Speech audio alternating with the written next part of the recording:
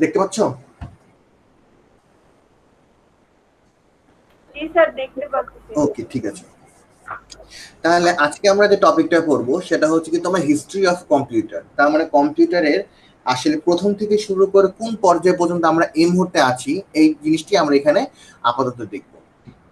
এখন এটা আমি তোমাদেরকে আজকে এখানে তোমাদের টপিক আকারে দেখাবো। এটা ছাড়াও পারলে আমি তোমাদেরকে একটা ভিডিও দিব, নে ওই ভিডিওর মাধ্যমে তোমরা বুঝতে পারবে আসলে কম্পিউটার কোন পর্যায়ে ছিল, এখন কোন পর্যায়ে এসেছে।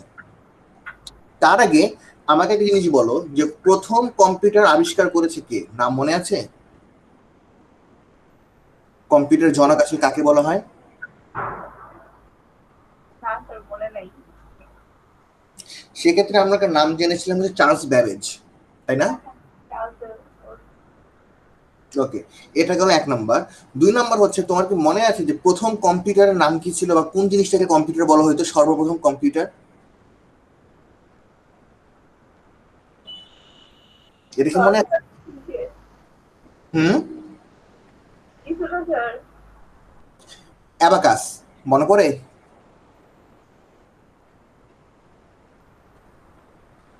অ্যাবাকাস নাম কখনো শুনেছো?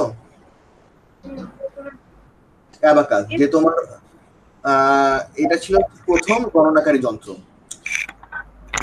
যাই হোক, আমরা এখন যেটা দেখবো সেটা হচ্ছে ফার্স্ট জেনারেশন যে কম্পিউটার, সেটার মেনি টাইমটা হচ্ছে তোমার 1946 থেকে 1959 পর্যন্ত। এটা জাস্ট রাফলি একটা ধরে নিয়েছে, কারণ এর আগে এবং পরেও কিন্তু তোমার জেনারেশন কিন্তু তোমার বিদ্যমান থাকে বা থেকেছে। এরপর আসে হচ্ছে আমার সেকেন্ড জেনারেশন, যেটাকে আমি বলছি হচ্ছে 1959 থেকে 1965। এই সেকেন্ড জেনারেশনের মেইন যেটা বৈশিষ্ট্য ছিল সেটা ছিল, এটা হচ্ছে তোমার ট্রানজিস্টর বেসড। এগুলো নিয়ে ডিটেলস আমরা পরে আলোচনা করব। থার্ড জেনারেশন আমরা বলছি হচ্ছে 1965 সাল থেকে 1971 সাল পর্যন্ত। এটার মেইন বৈশিষ্ট্য ছিল, এটা ছিল ইন্টিগ্রেটেড সার্কিট বেসড বা আইসি বেসড। এরপরে ফোর্থ জেনারেশন, যেটাকে বলছে কি তোমার 1971 সাল থেকে 1980 সাল পর্যন্ত, এবং এই ধরনের কম্পিউটারের ক্ষেত্রে মেইন বৈশিষ্ট্য ছিল হচ্ছে ভিএলএসআই মাইক্রোপ্রসেসর বেসড। এখন তোমরা খাতার মধ্যে লেখো ভিএলএসআই এর পুরো মানেটা লেখো, আমি তোমাদেরকে বলি। ভিএলএসআই বলবো? ভেরি, ভিতে হচ্ছে ভেরি, এল এ হচ্ছে লার্জ, এস এ হচ্ছে তোমার স্কেল, আর আইতে হচ্ছে তোমার ইন্টিগ্রেশন। তাহলে ভিএলএসআই এর পুরো মানে কি? Very large scale integration. Very large scale integration. Okay, এখন এরপরে যেটা এসেছে আমার ফিফথ জেনারেশন, এটা টাইম বলেছে হচ্ছে 1980 সাল থেকে 1990। এবং এখানে দেখো আরেকটা জিনিস ইউজ করেছে, যেটাকে বলছে হচ্ছে তোমার ইউএলএসআই। তাহলে এর আগেটা পড়েছে ভিএলএসআই, আর এখনটা হচ্ছে কি আমার ইউএলএসআই। এখন ইউএলএসআই এটার ইয়েটা লেখো পুরা মানে। ইউতে হচ্ছে আলট্রা, আর বাকিটা ঠিক আছে। এল এ লার্জ, এস এ হচ্ছে স্কেল, আর আইতে হচ্ছে তোমার integration. Ultra large scale integration. Okay, এরপরে যেটা আছে ফাইনালি, যেটা হচ্ছে সিক্স জেনারেশন, যেটা 1990 সাল থেকে এখন পর্যন্ত যেগুলো আমাদের চলছে, সেটাই হচ্ছে কি আমার সিক্স জেনারেশন। এখন দেখো তাহলে ফার্স্ট জেনারেশন আমার মেইন বৈশিষ্ট্য কি ছিল বলো তো? Vacuum tube base. সেকেন্ড জেনারেশনের বৈশিষ্ট্য? ট্রানজিস্টর। তারপর থার্ড জেনারেশনের বৈশিষ্ট্য? Integrated circuit base. তারপর fourth generation? VLSI microprocessor base. তারপরে fifth generation? ULSI microprocessor base. Fifth generation. P6 type processor base. তা ওকে, ঠিক P6 আছে। টাইপ মানে কি? P6 মানে হচ্ছে তোমার একটা প্রসেসর যেটা রিসেন্টলি তোমার চলছে প্রসেসর, এটার মধ্যে আমি যাচ্ছি, তার আগে আমি একটু প্রথম থেকে যাই। ভ্যাকাম টিউব বেসড, আমি তোমাদের একটা জিনিস দেখাই তাহলে তুমি বুঝতে পারবা।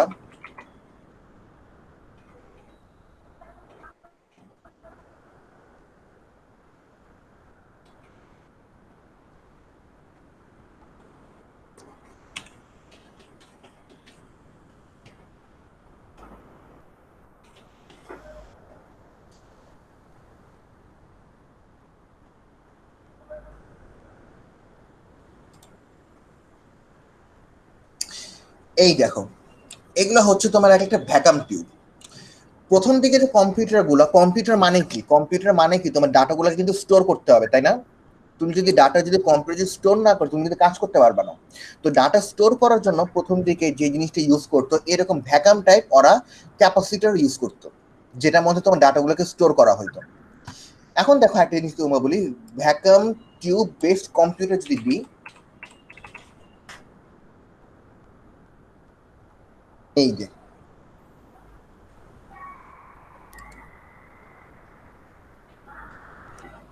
এটা হচ্ছে তোমার ভ্যাকাম টিউব বেসড কম্পিউটার। যে এই যে টিউবগুলা, এই টিউবগুলোর মধ্যে তোমার ডাটাগুলোকে স্টোর করে তোমার কম্পিউটেশনে তোমার কাজগুলো হইতো। তাহলে তুমি দেখতেই পাচ্ছ যে কম্পিউটারের সাইজ কত ছিল, অনেক বড় কিন্তু ছিল, অনেক বাল্কি, তাই না? জি ওকে, স্যার। এখন আসো, এখানে আসো, আমি চলে যাই। এই যে ভ্যাকাম টিউব, তারপর হচ্ছে হাফ এ ওয়াট। হাফ এ ওয়াট বলতে কি বোঝাচ্ছে, যে এখানে তোমার ওয়াটের তোমার পুরো অর্ধেকটা ওয়াটই তোমার এটা ইউজ করে ফেলতো, যে তোমার 1 কিলো ওয়াটের পুরো অর্ধেকটাই পুরো ইউজ করে দিত কম্পিউটার, এত পাওয়ার এগুলোতে লাগতো। তারপর হচ্ছে পাঞ্চ কার্ড। পাঞ্চ কার্ড হচ্ছে যে তোমার আমরা যেমন অনেক সময় আরএফআইডি কার্ড ইউজ করি না স্যার। এন্ট্রান্সের সময়, সেরকম ভাবে আগের সময় তোমার পাঞ্চ কার্ড, এরকম কার্ডের মধ্যে দিয়ে তোমার পাঞ্চ করলে যে ফুটাগুলো আছে ফুটাগুলোর উপর ক্যালকুলেশন করে তোমার নাম্বার এন্ট্রি হইতো। যে মনে করো একটা কার্ডের মধ্যে তোমার 5টা ফুটা আছে, কম্পিউটার 5 তোমার ইনপুট হিসেবে নিত। একটা পাঞ্চ কার্ডের জন্য যদি 10টা ফুটা থাকে, তাহলে সে তখন 10টা ফুটাকে সে ইনপুট হিসেবে নিত। আমি তোমাকে একটু পরে একটা ইমেজ দেখাচ্ছি। তারপরে হচ্ছে switching time and speed of computer. এখন তোমার কি মনে হয় এই সুইচিং টাইম এবং স্পিড কি হাই হবে নাকি লো হবে? লো হবে। লো হবে। তাহলে তুমি এটা নিজের মতে বলতে পারছো যে switching time and speed of the computer was very very low. তারপরে বাল্কি সাইজ, তার মানে কি যে তোমার এটা অনেক বড় সাইজ ছিল। এরপর হচ্ছে পাওয়ার কনজাম্পশন, এটা পাওয়ার কনজাম্পশন অনেক বেশি, মানে এটা অনেক বেশি পাওয়ার তোমার কনজিউম করতো। হার্ডওয়্যার ফেলার এটা একটা মেজর একটা ইস্যু। যেমন দেখো নর্মাল একটা জিনিস খেয়াল করে দেখো, আমরা বাসায় কি ফিলামেন্ট টিউব আগে ইউজ করতাম না, বাল্ব। জি স্যার। ওই বাল্বগুলো তোমার কোনো কারণে যদি তোমার ওই যে তার যদি তোমার কোনো কারণে ছিঁড়ে যায়, বাল্বটাকে ইউজ করা যেত? না। যেত না। কিন্তু ওইটার তোমার অ্যাডভান্স লেভেল আমরা এখন কি ইউজ করছি, ওইটার বদলে ইউজ করছি হচ্ছে তোমার এলইডি লাইট, লাইট। যেটার মধ্যে কি তোমার কোনো এরকম তার কিন্তু কোনো কাহিনী নাই। তো সেই ক্ষেত্রে এখানে বলা হয়েছে যে for first generation computer hardware ফেলার ওয়াজ আ মেজর ইস্যু ফর তোমার ফর প্রসেসিং দ্য ডাটা। এরপর হচ্ছে কমার্শিয়াল প্রোডাকশন এটা তোমার অনেক কম ছিল, কারণ কমার্শিয়ালি এটাকে প্রডিউস করা সম্ভব হইতো না, অনেক কম। আর লিমিটেড টু কমার্শিয়াল ইউজ, তার মানে কি যে এই কম্পিউটারগুলো একমাত্র তোমার কমার্শিয়াল ইউজের জন্য ব্যবহার করা হইতো, কোনো হোম ইউজ অথবা কোনো প্রাইভেট ইউজের জন্য না। এর এক্সাম্পল কি কি? এনিয়াক, ইটভ্যাক, ইটস্যাক, এগুলো হচ্ছে কি তোমার এইসব কম্পিউটারের তোমার উদাহরণ। যেরকম আমি এখন চলে যাই সরাসরি দেখি একটা জিনিস।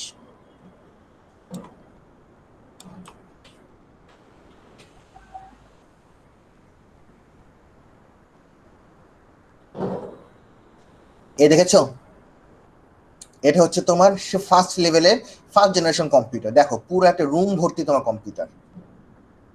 এটা হচ্ছে তোমার এনিয়াক কম্পিউটার, এই যে। তারপরে তোমাদেরকে যেটা বলছিলাম হচ্ছে পাঞ্চ কার্ড। দেখো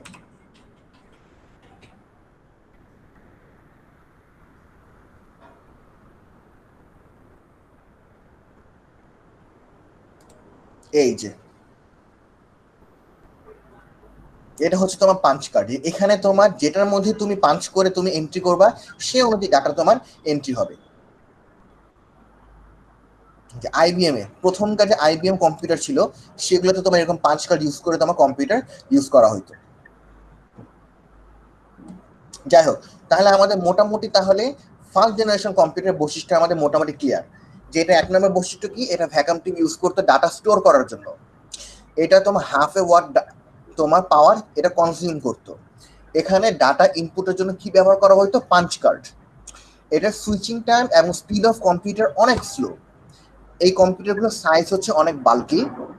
এর পাওয়ার কনজাম্পশন অনেক হাই। এর মেজর একটা প্রবলেম হচ্ছে কি আমার হার্ডওয়্যার ফেলার।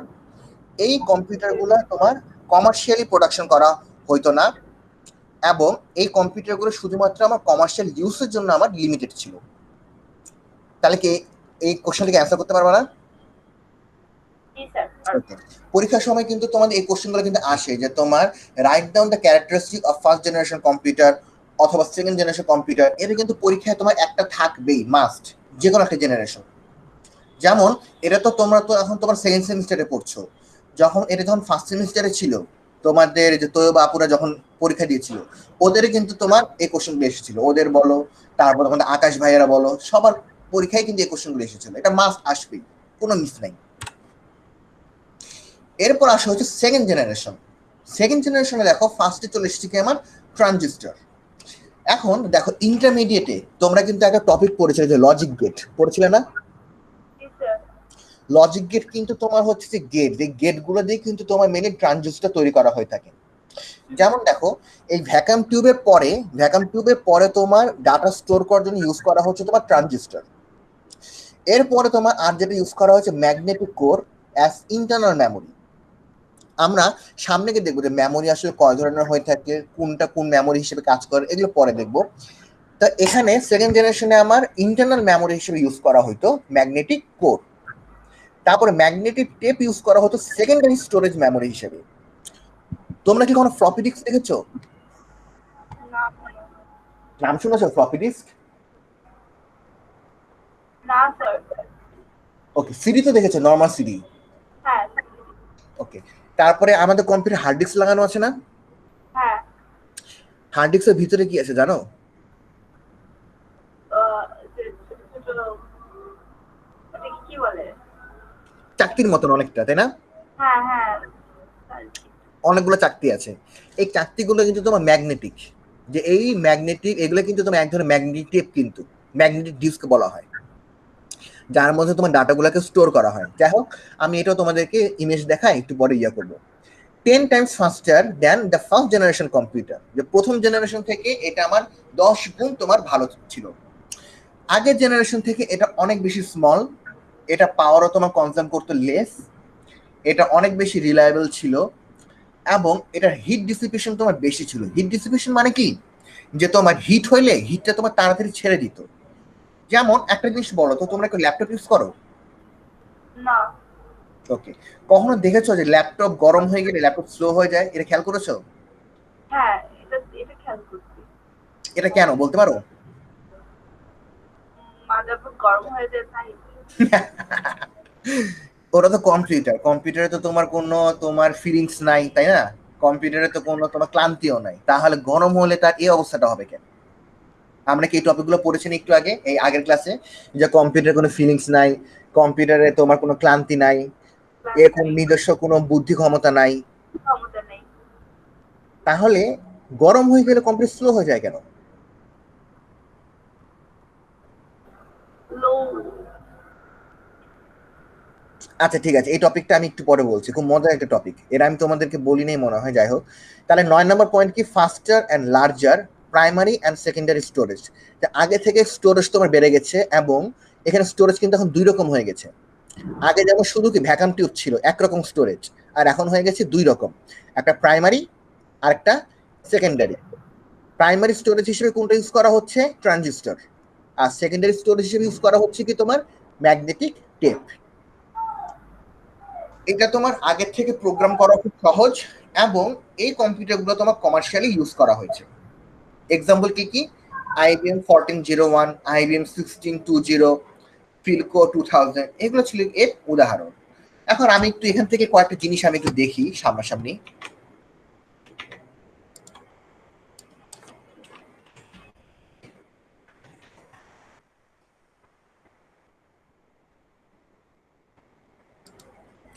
এই যে এটা যে দেখছো মাঝখানেরটা, এটা হচ্ছে আমার ট্রানজিস্টর। তা চিন্তা করো আগে কোথায় ভ্যাকাম টিউব ছিল, এই যে ভ্যাকাম টিউব কত বড়, আর এখানে কোথায় তোমার ট্রানজিস্টর। এই জিনিসটাই আমার চেঞ্জ এসেছে, যে আগে বড় ছিল এখন ছোট হয়েছে। ছোট হওয়ার জন্য কি হয়েছে, এটা আগে থেকে আরো অনেক বেশি তোমার ফাস্টার হয়েছে, অনেক বেশি তোমার রিলায়েবল হয়েছে, এবং হিট কনজাম্পশনও এটার অনেক বেড়ে গেছে, মানে হিট ডিস্ট্রিবিউশন তোমার বেড়ে গেছে। এখন আমি সরাসরি তোমার কম্পিউটারের নাম সার্চ দিয়ে দেখি যে IBM 1401, এটা দেখি কি অবস্থা হয়।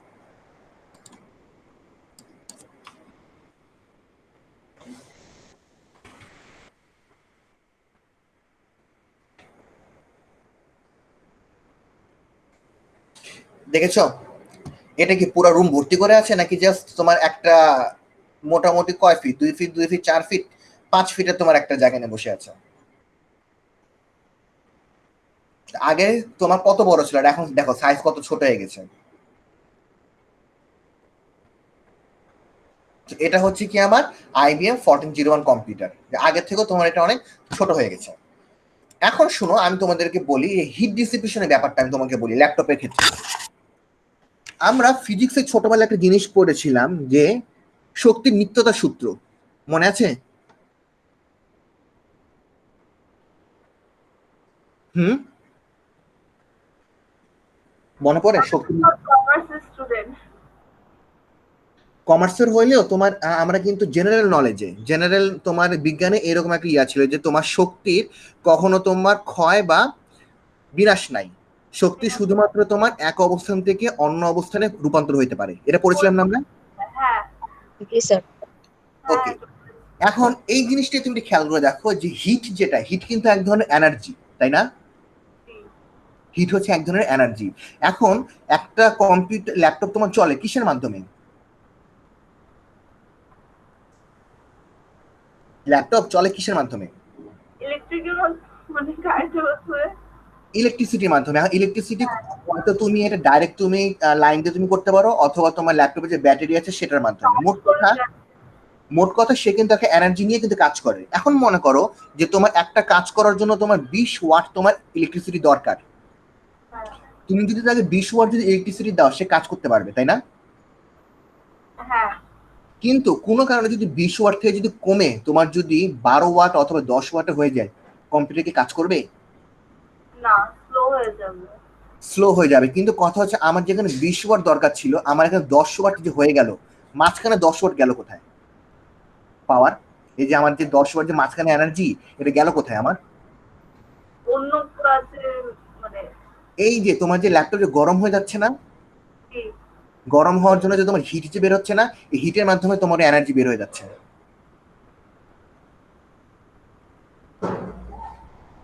কথা বুঝতে পেরেছো? যে ল্যাপটপ যখন তোমার গরম হয়ে যাচ্ছে, গরমের সাথে সাথে হিটটা যে বের হয়ে যাচ্ছে ল্যাপটপ থেকে, তখন তোমার ওই হিটের সাথে তোমার পাওয়ারও তোমার বের হয়ে যাচ্ছে, এনার্জি। তাহলে যে পরিমাণ এনার্জি তার দরকার, পাওয়ার যেটা দরকার তার নিজের কাজ করার জন্য, সেটা কিন্তু সে পায় না। এই জন্য ল্যাপটপ তোমার স্লো হয়ে যায়। তাহলে একটু বলো তো এর সলিউশনটা কি? কারেন্ট দিয়ে কাজ করা, তাহলে ল্যাপটপ কখনো স্লো হবে না। না, এটা না, আরেকটা সলিউশন আছে যেটা তোমরা রেগুলার ইউজ করে থাকো। তাই রেগুলার ইউজ করি। হ্যাঁ, ল্যাপটপে তোমরা কি কুলার ইউজ করো না? অনেক সময় দেখো না ল্যাপটপের নিচে কুলার লাগায় দেয়। হ্যাঁ হ্যাঁ তারপর অনেক সময় দেখেছো না যে ল্যাপটপে যেখান থেকে তোমার ফ্যানটা আছে ওই জায়গাটা একটু উঁচু করে রেখে দেয়, নিচে বই রাখে অথবা কিছু একটা রাখে।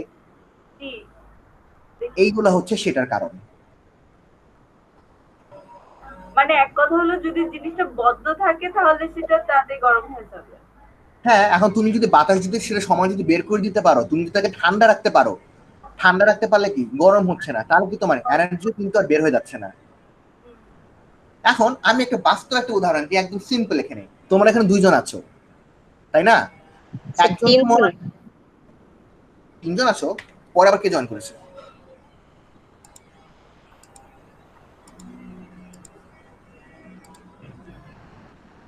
ও, মিতু এসেছো। মিতু আবার কখন আসলো? যাই হোক, তোমরা এখন এখানে 3 জন আছো, তাই না? এখন দেখো আমি তোমাকে একটা জিনিস বলি, যে মনে করো তোমাদের 3 জনের মধ্যে একজনকে আমি লোকাল, তুমি উত্তরা থেকে তোমাকে আমি ফার্ম গেটে পাঠাবো, 3 জনকেই উত্তরা থেকে কোথায় পাঠাবো? Farm gate. ফার্ম গেটে। একজনকে পাঠাইলাম হচ্ছে আমি লোকাল বাসে, একজনকে পাঠাইলাম হচ্ছে আমি সিএনজিতে, আর আরেকজনকে আমি পাঠাইলাম হচ্ছে উবারে। তাহলে তিনজনকে কিসে কিসে পাঠাচ্ছি? লোকাল বাস, উবার আর হলো সিএনজি। আর আমি উবারে যাব।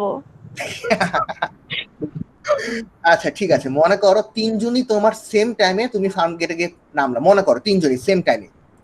এখন নামার পর পর যদি আমি একটা কাজ যদি দিই, কে ঠিক মতো কাজ করতে পারবে বলো তো? উবার। কেন? ইয়েস স্যার, কারণ কেন? সিট নিচে, সিটে তো খুবই কমফোর্টেবলি যেতে পারতেছে। তাই না? সে এসির মধ্যে আরামসে ঠান্ডার মধ্যে চলে গেছে, কোনো এনার্জি কিন্তু লস হয় নাই। লস অথচ হয়। অথচ যে তোমার লোকাল বাসে গেছিল গরমে ঘামে ঠেলাঠেলিতে কি একটা অবস্থা। এটা কোনটা? সিএনজি তো মনে করো একটু গরমই লেগেছে তাই না রাস্তাঘাটে। তাহলে দেখো আমি একদম বাস্তব একটা উদাহরণ দিয়ে দিলাম, এটাও কিন্তু তোমার কম্পিউটারের মতনই কিন্তু সেম অবস্থা। মজার না? জি স্যার। এটা তাহলে এটা গেল হচ্ছে আমার সেকেন্ড জেনারেশন। তাহলে সেকেন্ড জেনারেশনে কোনো কোশ্চেন বা কোনো কোয়েরি আছে? না স্যার। অ্যান্সার করতে পারবো না পরীক্ষায়? এখন মনে করো যে এতগুলো পয়েন্ট মনে না থাকলেও তুমি জাস্ট এই গল্পগুলো মনে করবা, নিজে নিজে লেখা শুরু করবা, শেষ।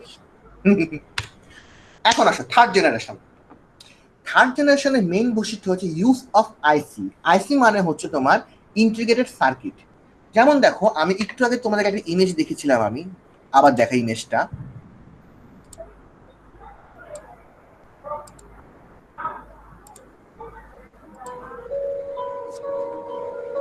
একটা মিনিট। সালাম আলাইকুম ম্যাম।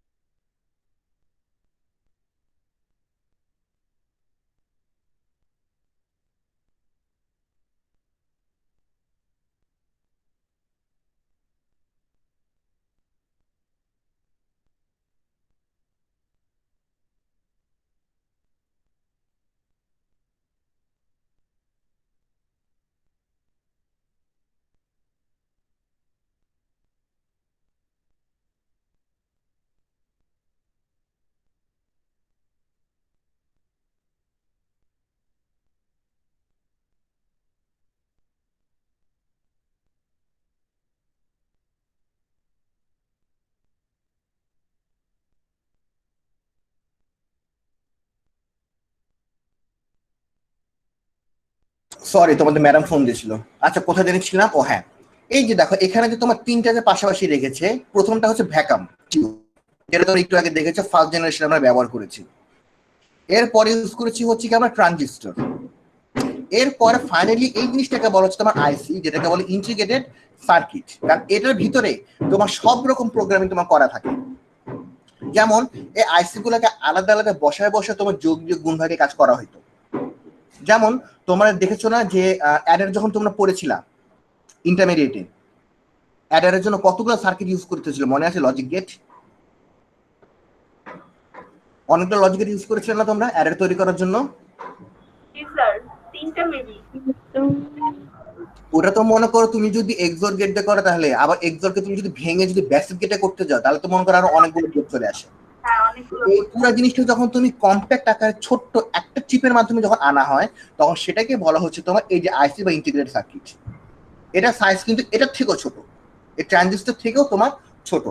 আমার কাছে প্রত্যেকটা জিনিস কিন্তু আমার বাসায় আছে। আমি নর্মালি যখন ফিজিক্যাল ক্লাস নিয়ে কোর্সগুলো, আমি তখন সামনাসামনি তোমাদেরকে ধরে ধরে জিনিসগুলো দেখাই যে এটা হচ্ছে এটা, এটা হচ্ছে এটা, যাতে তোমাদের বুঝতে সুবিধা হয় আর কি। এখন তো এটা পসিবল হচ্ছে না আর কি, যাই হোক। তাহলে ইউজ অফ আইসি এটা হচ্ছে আমার থার্ড জেনারেশনের মেইন বৈশিষ্ট্য। এরপর আসে হচ্ছে ম্যাগনেটিক কোর মেমোরি। এটা আমি তোমাকে একটু পরে দেখাচ্ছি। মাছ স্মলার, যেহেতু সাইজ আগের থেকে ছোট হয়ে গেছে, তার মানে কি কম্পিউটার সাইজ আগের থেকে ছোট হয়ে গেছে, আগের থেকে অনেক বেশি পাওয়ারফুল। এটা স্টোরেজ আগের থেকে অনেক বেশি। ইন্টারঅ্যাক্টিভ ইউজ মানে হচ্ছে যে তুমি এটা দিয়ে একরকম না, তুমি এটা দিয়ে অনেক রকম কাজ করতে পারবা।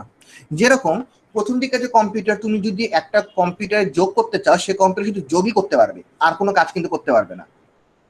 কিন্তু এর পরবর্তীতে যখন আইসি ইউজ করেছি, একটার ভিতরে যখন অনেকগুলো প্রোগ্রাম যখন আমরা ইনপুট দিয়েছি, তখন এটার সাথে একই সাথে যোগ, বিয়োগ, গুণ, বা তুমি মনে করো ইমেজ দেখা বা কোনো ভিডিও করা, সবকিছু তোমার পসিবল হয়েছে।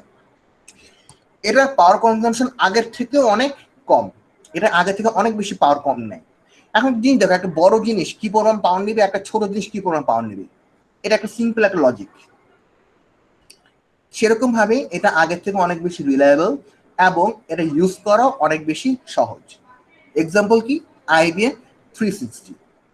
এখন তোমার যদি ম্যাগনেটিক কোর জিনিসটা দেখায়, ম্যাগনেটিক কোর জিনিসটা কি?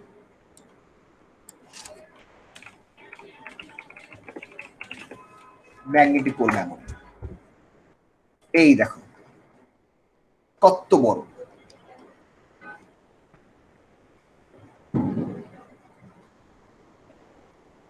এটা হচ্ছে তোমার ম্যাগনেটিক কোর মেমোরি, যে এটার ভিতরে তোমার ডাটাগুলা এই এটা দেখলে বুঝতে পারবা। বাসা বাড়িতে ট্রান্সফরমার দেখেছো না, সাবস্টেশনে? এগুলা কিন্তু তোমার এক একটা এরকম বড় ছিল প্রায়, অবশ্য পরে গিয়ে এগুলো ছোট হয়েছে।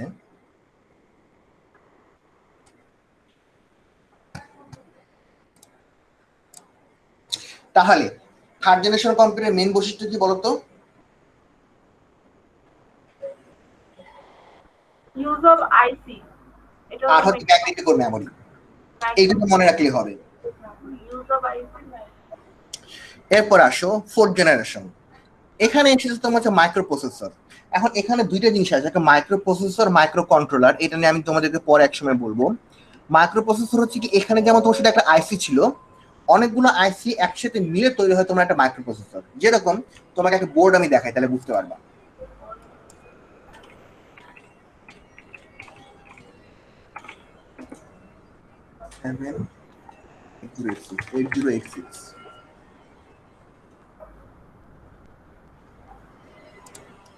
এই যে এটা হচ্ছে একটা মাইক্রো প্রসেসর।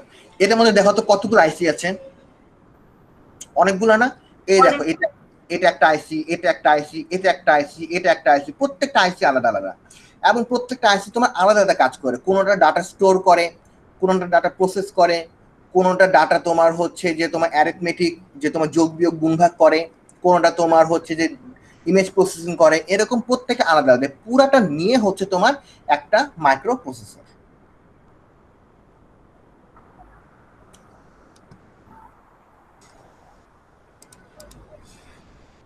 মাইক্রোপ্রসেসরের সাথে আমরা কি ইউজ করছি? Semiconductor memory. সেমিকন্ডাক্টর মেমোরি বলতে কিন্তু এই যে ট্রানজিস্টর বলো, অথবা তুমি ফিল্ড ইফেক্ট ট্রানজিস্টর বলো, এরকম অনেকগুলো তোমার ডিভাইস আছে, এগুলো ইউজ করা বুঝিয়েছে। তারপরে হচ্ছে ওএস ডেভেলপমেন্ট। ওএস ডেভেলপমেন্ট বলতে বুঝেছে অপারেটিং সিস্টেম ডেভেলপমেন্ট, যে এইসব কম্পিউটার দিয়ে আমার অপারেটিং সিস্টেম ডেভেলপ করা শুরু হয় সর্বপ্রথম। Smaller and cheaper, power consumption আগের থেকে অনেক কম, আগের থেকে অনেক বেশি রিলায়েবল, এটার মেমোরি আগের থেকে অনেক বেশি। এখন দেখো এই যে এখানে এসেছে জেনারেল পারপাস, যে এখন এইসব কম্পিউটারগুলো আমরা জেনারেল পারপাসে আমরা ইউজ করতে পারি। Graphical use interface. এখন গ্রাফিক্যাল ইউজ ইন্টারফেস এই টপিকটা তুমি দাগায় রাখো এবং খাতায় লিখে রাখো, এটা নিয়ে আমি পরে একসময় আলোচনা করবো, কারণ এটা একটা ভাস্ট একটা আলোচনা তোমাদের টপিকে আছে। Network of computer. নেটওয়ার্ক বলতে বোঝাচ্ছে ইন্টারনেট কানেকশন, যে এই ফোর্থ জেনারেশন থেকেই আমাদের কম্পিউটারে ইন্টারনেট ইউজ করাটা শুরু হয়। ফাইনালি প্রোগ্রামিং ল্যাঙ্গুয়েজ, যে এখান থেকেই কি আমরা বিভিন্ন প্রোগ্রামিং ল্যাঙ্গুয়েজের মাধ্যমে বিভিন্ন প্রোগ্রাম তৈরি করা শুরু করি। যেরকম তোমরা ইন্টারে পড়েছিলে চ্যাপ্টার 5-এ প্রোগ্রামিং ল্যাঙ্গুয়েজ। এই ইন্টারে তুমি চ্যাপ্টার 5-এ ওটা কি তারা কি বাদ দিয়ে গেছে নাকি তোমাদের? আমি ওই টপিক পুরোই বাদ দিই। চ্যাপ্টারটা কিন্তু ইন্টারেস্টিং ছিল। যাই হোক, তাহলে ফোর্থ জেনারেশনের মেইন বৈশিষ্ট্য হচ্ছে যে এখানে মাইক্রোপ্রসেসর ইউজ করা হয়েছে এবং তোমার সেমিকন্ডাক্টর মেমোরি ইউজ করা হয়েছে। এরপর আসলে ফিফথ জেনারেশন। ফিফথ জেনারেশন এই যে বর্তমানে আমরা যে ল্যাপটপ, কম্পিউটার এখন যেগুলো ইউজ করছি, বা তুমি ট্যাব বলতে পারো, এগুলো তোমার হচ্ছে সবগুলো কি ফিফথ জেনারেশন কম্পিউটার। এখানেই তোমার চলে এসেছে কি পোর্টেবল কম্পিউটার, মানে কি যে কম্পিউটারটা আমি সহজে এক জায়গা থেকে অন্য জায়গায় মুভ করতে পারছি, এটা হচ্ছে তার মেইন বৈশিষ্ট্য। এরপরে হচ্ছে ডেস্কটপ পিসি আর ওয়ার্ক স্টেশন। তারপরে মেইন ফ্রেম বলতে বোঝাচ্ছে তো বড় বড় যে তোমার সুপার কম্পিউটার গুলা, যে কম্পিউটার যে তোমার কয়েক রকম থাকে, যে super computer, mini computer, micro computer, সেগুলো বলেছে আর কি। এটার পাওয়ার আগের থেকে আরো বেশি কম ইউজ করে, এটা আগের থেকে আরো অনেক বেশি রিলায়েবল, এটার মেমোরি আগের থেকে অনেক বেশি, এটা জেনারেল পারপাস আমরা ইউজ করে থাকি। এখানেও আমরা প্রোগ্রামিং ইউজ ব্যবহার করেছি, তবে এখানে প্রোগ্রামিং ল্যাঙ্গুয়েজে আমরা আগে যেরকম শুধু সি ছিল, সি এর পরবর্তীতে যেগুলি আছে যে তোমার জাভা, ওরাকেল, তারপরে সি প্লাস প্লাস, এই ল্যাঙ্গুয়েজগুলো আমরা ইউজ করেছি। অ্যাপ্লিকেশন, এটা হচ্ছে তোমার ডেইলি বেসিসে আমরা যত রকম different type of application can be perform in this generation of computer, যে আমরা একই সাথে গেমও খেলছি, আমরা একই সাথে মুভিও দেখছি, গানও শুনছি, সবকিছুই, এবং মাল্টিমিডিয়া ফিচার সে একই জিনিস। তাহলে এটা হচ্ছে কি আমার 5th জেনারেশন কম্পিউটার। তাহলে এখন তোমরা আমাকে যেটা বলবা সেটা হচ্ছে, এখন যে আমি 5টা জেনারেশন যে পড়লাম, 5টা জেনারেশনের মধ্যে কয়েকটা পয়েন্ট আছে কমন, জাস্ট এটা জেনারেশন ভেদে তোমার চেঞ্জ হয়েছে। যেরকম সাইজ, তাই না, যে তোমার প্রথমে ছিল বড়, তারপর আগের থেকে ছোট হয়েছে, তারপর আরো ছোট হয়েছে, তারপর আরো ছোট হয়েছে, সাইজ। এই পয়েন্টগুলো তোমার খাতে লিখে রাখবা যে সাইজ। এরপরে হচ্ছে তোমার স্পিড, 2 নম্বর হচ্ছে স্পিড। 3 নম্বর হচ্ছে তোমার রিলায়েবিলিটি, যে এটা কত বেশি রিলায়েবল ছিল। এর পরের পয়েন্ট লেখা হচ্ছে তোমার মেমোরি। এর পরে তুমি লেখা হচ্ছে তোমার অ্যাপ্লিকেশন। এই পয়েন্টগুলো কিন্তু প্রত্যেকটার জন্য কমন, তুমি যদি কোনো পয়েন্ট যদি মনেও না রাখতে পারো, এই পয়েন্টগুলো লিখলেও কিন্তু তোমার কিন্তু হয়ে যাচ্ছে। এরপরে আসা হচ্ছে তোমার স্পেশাল ফিচার গুলা, যেমন 5th জেনারেশনের স্পেশাল ফিচার কি ছিল বলতো?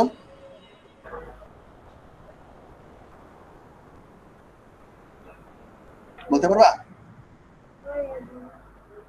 ভ্যাকাম টিউব, এটা ছিল তোমার 5th জেনারেশনের বৈশিষ্ট্য।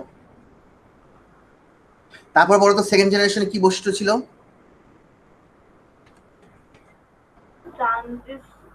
Transistor, good. 3rd জেনারেশনে কি বৈশিষ্ট্য ছিল?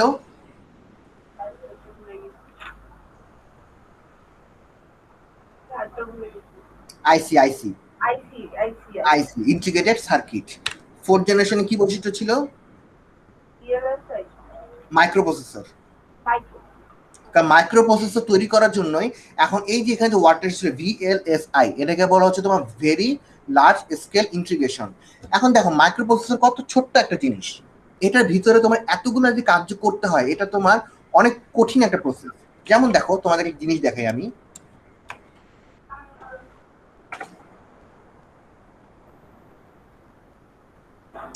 এই জিনিসটা কি চিনো তোমরা? দেখেছো না? হ্যাঁ দেখেছি। এখানে প্রত্যেকটা জিনিস কিন্তু প্রত্যেকের সাথে কানেক্টেড। এই জিনিসটা আসলে তোমার কিভাবে সার্কিট ডিজাইন করা হয়, এই দেখো, এই যে এইভাবে তোমার ডিজাইন করা হয়। এটাকে বলা হচ্ছে তোমার VLSI design, very large scale integration design. এখানে তোমার ভিতরে ভিতরে সব কানেকশন করা আছে, এবং এটা এত ক্ষুদ্র, এত ইয়া যে তুমি খালি চোখে তুমি দেখতেই পারবা না। এটাকে বলা হচ্ছে তোমার ভিএলএসআই। এবং এটা থেকে যখন আরো ছোট চলে গেছে, আরো ছোট, যেটা হচ্ছে তোমার ন্যানো স্কেলে, যেটা তোমরা পড়েছিলে কি 1 নম্বর চ্যাপ্টারে, মনে আছে? Nano technology. হ্যাঁ মনে আছে। যখন ন্যানো স্কেলে চলে গেছে, তখন তোমার চলে এসেছে হচ্ছে তোমার ইউএলএসআই, যে আলট্রা লার্জ স্কেল ইন্টিগ্রেশন, তখন আরো ছোট পর্যায়ে। তাহলে মাইক্রোপ্রসেসর তৈরি করছি ভিএলএসআই দিয়ে, আর হচ্ছে যে তোমার মাইক্রো কন্ট্রোলার বা এর পরবর্তী যেগুলো আছে সেগুলো কি ইউএলএসআই দিয়ে। এই যে এগুলো ছিল কি ইউএলএসআই। তাহলে কি এই 5টা জেনারেশন তোমাদের সবার ক্লিয়ার? মোটামুটি। পরীক্ষা আসলে লিখতে পারবা না? ওকে, এর পরের টপিক আমি আজকে না যাই, এটা আরো বড় একটা টপিক, অ্যানালগ ডিজিটাল হাইব্রিড। তোমাদের পড়া এই 5টা জেনারেশনই থাকবে। এখন তোমরা যেটা করবা, তোমরা এটা নোট করে ফেলো, তবে বই দেখে হুবহু লিখবে না, কিন্তু তোমরা নিজের মতো করে এই জিনিসটা খাতায় লিখে ফেলো, যাতে পরীক্ষার আগে তোমরা এই খাতাটা দেখেই জাস্ট পরীক্ষা তোমরা বসতে পারো। তাহলে তোমাদের আজকে হোমওয়ার্ক কি ছিল? হোমওয়ার্ক দিচ্ছি হচ্ছে তোমার যে write down the characteristic of the generation of computer. ঠিক আছে, ওকে, তাহলে আজকে এতটুকুই থাক, তোমরা এই জিনিসটা কমপ্লিট করে রাখবা। আচ্ছা স্যার। স্যার আপনি বলছিলেন হলে এর আগে এইগুলো দিবেন, যে কি বলে নোটস গুলো নোট এর আগে গুলো দিই নাই। না স্যার ওগুলো দেননি। আচ্ছা, তাহলে আমি আজকেই একবারে তোমার গত ক্লাসের লেকচারটা আজকের ক্লাসের লেকচার তোমাদের গ্রুপের মধ্যে আমি দিয়ে দিচ্ছি। স্যার ইমেইলে দিলে ভালো হয়, তাহলে